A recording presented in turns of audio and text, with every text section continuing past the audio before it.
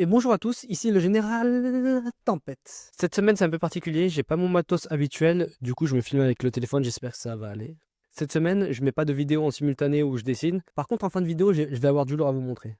Je bosse sur 2 projets liés à Kingdom, qui ne sont pas des revues de chapitres bien évidemment, dont une qui me prend énormément de temps parce qu'il y a beaucoup de travail de dessin à faire. Bref, je vous en reparle en fin de vidéo. Et vu que j'ai loupé le chapitre précédent, on va faire le 853 et le 854.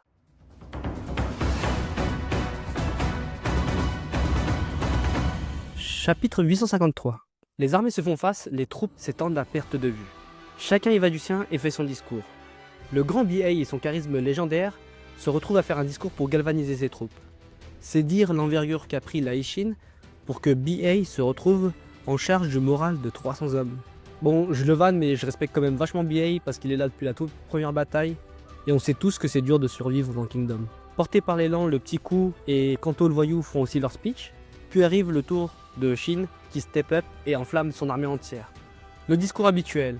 On va gagner, je vais tuer Riboku, je serai le plus grand général sous les cieux. Bon, il dit ça depuis le début du manga, mais là il est vraiment à 2 doigts de le faire.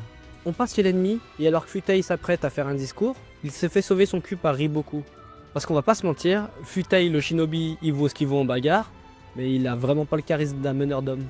Enfin bref, Riboku fait son discours de président, et pour être honnête avec vous, son discours était tellement bon que j'ai failli changer d'équipe. Allez Riboku, vive Zao, fuck Kid. Et maintenant qu'ils sont bien chauds des deux côtés, ils se rentrent dedans. C'est le début des hostilités. Petit point stratégique que je trouve chelou, pourquoi Riboku a mis ses enfants face à celui qu'il considère comme le Joker de Kin? Parce que sur toute cette bataille-là, les deux monstres de chaque camp, c'est Shibashu pour Zao et Shin pour Kin. Donc quelle idée de mettre ta femme en face de lui, mon petit pote. Il faudra pas venir se plaindre quand il les aura découpés. Hein. Chapitre 854. Muten est content parce qu'il n'a pas affaire à Monsieur Ligne Droite, aka Shibasho. Shibashu. Mieux encore, ses adversaires ne dégagent absolument rien. Et comme je le disais dans la review précédente, Muten et Yotanwa sont les plus enclins à atteindre la capitale en premier de par leur position géographique. Si Muten ne tue pas Bananji en personne, j'aimerais qu'il soit l'acteur principal de sa chute. Et que plus tard, post-guerre, Bafuji rejoigne les troupes de Muten, ça pourrait donner quelque chose d'intéressant. Uon passe à l'attaque et Reijuku l'attend en position défensive. Je trouve le chara-design de Reijuku intéressant, il a l'air calme et expérimenté, bien que sa tête va sauter, on dirait que Hara l'a créé au dernier moment pour des raisons scénaristiques. Rukomi et Ganshu débutent les hostilités, on dirait que le design de Ganshu a un peu changé, qu'il a une tête un peu moins allongée, peut-être que Hara s'est dit qu'il ressemblait trop à Haraku Akan. Enfin, première nouvelle info, Kansaro fait face à Hankai et Suhu. Les quelques lignes de Hankai lui dévoilent un côté sanguin. Kansaro et Suhu sont sur la même aile, c'est donc acté, leur rencontre est inévitable. Je suis vraiment curieux de la conclusion de cette histoire. Sur l'aile opposée, Donsari fait un discours d'illuminé. Il me semble que jusque-là on n'en a pas encore eu. Parmi la mirette de personnages et le grand panel de troupes différents, Hara n'avait pas encore sorti ce genre-là et je suis plutôt étonné. Et enfin, les deux dieux de la guerre s'engagent. Batman contre Superman. Le cerveau ultime contre le biceps ultime.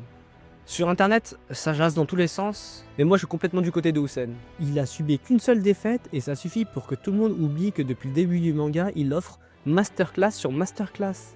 Portez un peu de respect au général s'il vous plaît. De la même manière que Mobu a des limites, comme on a vu à Bayou, Shibasho en a aussi une. Hussein with prep time contre Shibashu qui n'a plus son effet de surprise.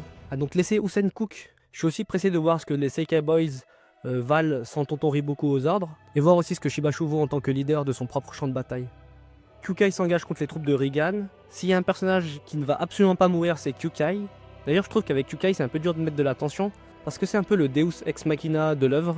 Quand elle est là, on sait très bien que tout va bien se passer. Et enfin on a les troupes de Yotanwa qui se battent contre Bananji et Shunsuiju, et pour le coup là je trouve qu'il y a match. Parce que elle se bat contre les deux vrais lieutenants de Riboku, le corps et l'esprit. Direction la capitale où on découvre le plan du beau gosse Shuei-kun, l'idée c'est d'étendre la guerre de partout sans avoir une menace principale pour pas que Riboku ne puisse la flairer et la neutraliser, parce que c'est exactement ce qu'il a fait à Ango. Il a brisé la charge du général Haku et il a écarté Shin pour le reste de la bataille. Ce qui a permis à Shibashu de s'exprimer pleinement. On a les réactions des autres états, en commençant par le roi de Yan. Et toi mon copain tu ferais mieux de te préparer, parce qu'après cette bataille quand Zao sera annexé, t'auras un nouveau voisin aux intentions expansionnistes. Donc tu ferais mieux de dire à Ardo de faire des pompes pour commencer à s'échauffer. Direction Wei, où Go Umei suit le match en streaming, et il constate sur papier un net avantage pour Qin. Direction Shu, où la générale Karin en vient à la même conclusion, et rajoute qu'elle se prépare à accueillir l'État qui ressortira victorieux, mais fatigué. Je rêve d'un mini arc de transition où on voit Mobu arracher des soldats de Shu. Aussi super intéressant, elle désengage les troupes de Kokuyu et de Hakurai qui étaient au sud, ce qui signifie que Shu ne chôme pas et continue ses propres guerres de leur côté. Et vous savez contre qui ils se battent dans le sud? Oui, vous le savez parce que vous avez vu la miniature, donc faites pas trop les malins. Le royaume de Shu se bat contre les Vietnamiens. À l'époque, c'était le royaume de Van Lang. Grâce à ce chapitre, j'ai fait des recherches et j'ai appris que le royaume de Van Lang, donc l'actuel Vietnam, était déjà en place avant le royaume chinois. D'ailleurs, dans Kingdom, ils n'arrêtent pas de dire qu'ils vont réunifier la Chine, ce qui ne fait absolument pas sens, car la Chine s'appellera comme ça que lorsque Qin aura tout réunifié. Parce que Qin se prononce Tsin, et c'est ce qui a donné le nom à la Chine. Parce que jusque-là, la Chine c'était un amas de royaumes qui se mettaient sur la tronche depuis des siècles. Merci professeur Tempête pour ta leçon du jour, mais est-ce qu'on peut retourner au chapitre s'il vous plaît? Bien entendu. Le chapitre finit sur Danto qui fait un carnage, et tout le monde est d'accord pour dire que la mort flotte sur Danto, vu comme il est mis en avant depuis ce dernier arc, et l'arrivée de Sniper Elite dans ce chapitre ne fait que le confirmer. Seikaun a été introduit comme l'un des 10 arcs de Shin depuis bien longtemps dans le manga. Certains pensaient même que Hara l'avait oublié, bande de mécréants. Hara, comme Riboku, nommait aucun détail. Bref, dans tous les cas, Danto ne s'en ira pas les mains vides, il va sûrement lui arracher la vie avant de perdre la sienne, et s'il n'y parvient pas, je vois bien Kitari le venger. Donc cette semaine, j'ai pas eu de dessin à vous montrer, par contre je vais vous parler de mes 2 prochains projets. J'en ai un qui arrive à terme et qui va sortir très bientôt, c'est Kingdom Shippuden. Je vais vous parler d'un général historique post-Kingdom, et si je vous parle de lui, c'est qu'il est forcément lié à quelqu'un de l'œuvre. Nani? Et la seconde vidéo sur laquelle je bosse, c'est un alter history où le général Uki survit à Bayou.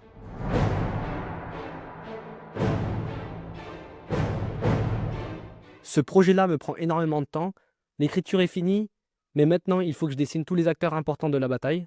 Et pour finir, la saison 6 de Kingdom est actuellement en train d'être diffusée. Et pour ceux qui ne regardent pas l'animé, je vous conseille au moins de regarder le ending de la dernière saison, parce que la direction artistique est incroyable. Allez, bonne semaine à tous, que la fortune vous accompagne, on se retrouve très vite.